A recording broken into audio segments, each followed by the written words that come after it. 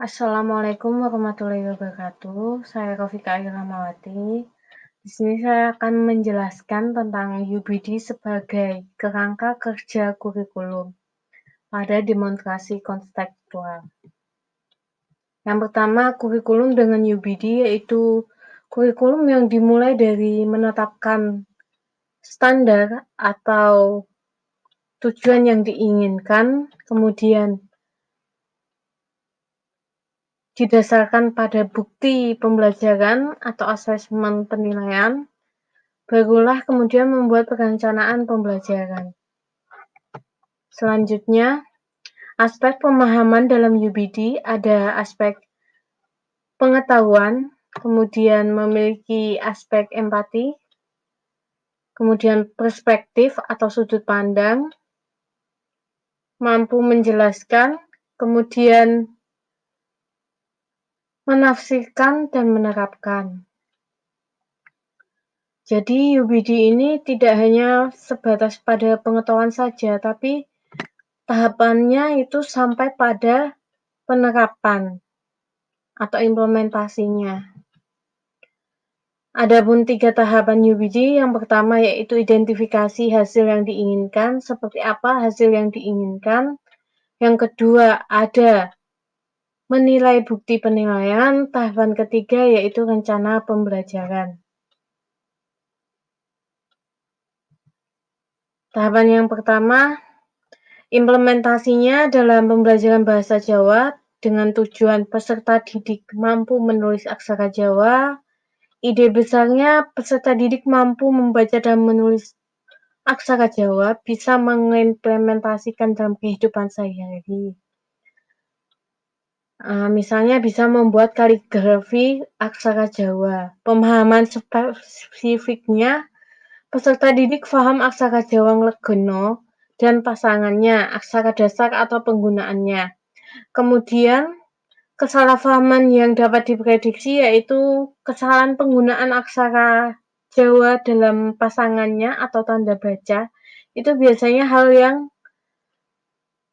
bisa ditemui dalam kasus pembelajaran aksara Jawa. Kemudian pertanyaan pentingnya, sapa kang wis pernah iroh tulisan aksara Jawa ing saben padinan, misalnya dalam penggunaan nama jalan, instansi, dan sebagainya. Atau mungkin saat berwisata di daerah Jogja maupun Surakarta, kalau di Semarang itu di daerah kota lama itu biasanya ada penggunaan nama jalan dengan aksara Jawa.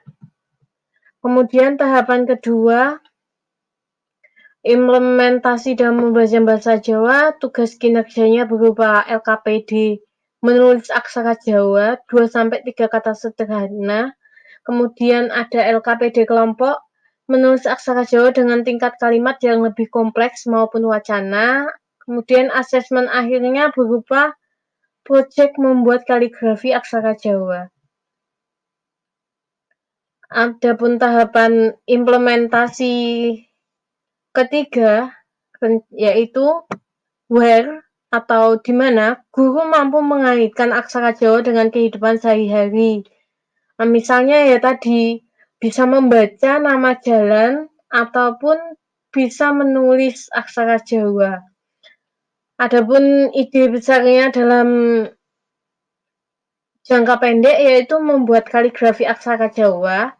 Dalam jangka panjang, guru mampu memberikan motivasi, yaitu ketika seorang peserta didik mampu menguasai aksara Jawa, bisa menjadi filolog, peneliti naskah kuno, bisa menjadi guru, dosen, atau mungkin yang suka berbisnis bisa bisnis di bidang kreatif, merchandise berbahasa Jawa, bertuliskan aksara Jawa, maksudnya mohon maaf.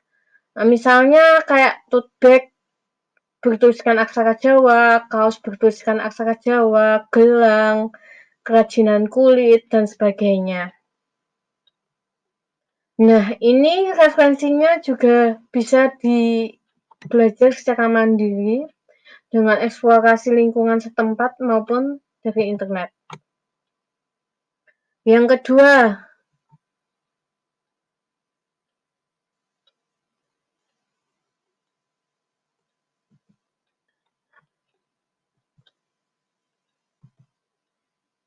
HOK atau HOL, yaitu implementasinya dalam pembelajaran.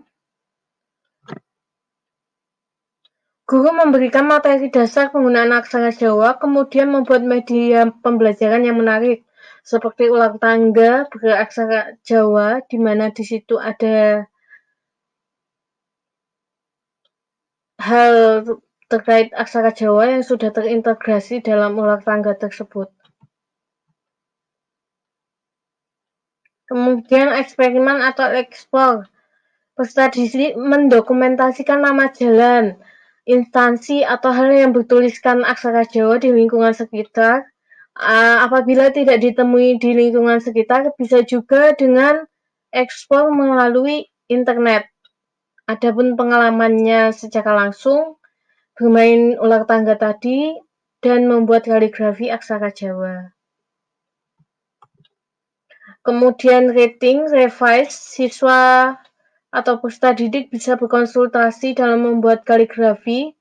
Sebelum menuangkannya dalam kaligrafi itu bisa dikonsultasikan dulu dengan guru. Kemudian evaluasi juga tadi, mengevaluasi aksara Jawa sebelum siswa menuangkannya dalam kaligrafi. Kemudian yang terakhir,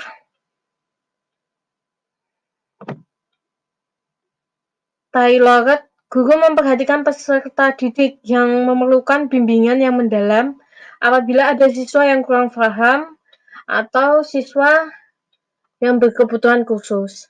Organize, yaitu guru melakukan refleksi bersama peserta didik dalam kegiatan pembelajaran.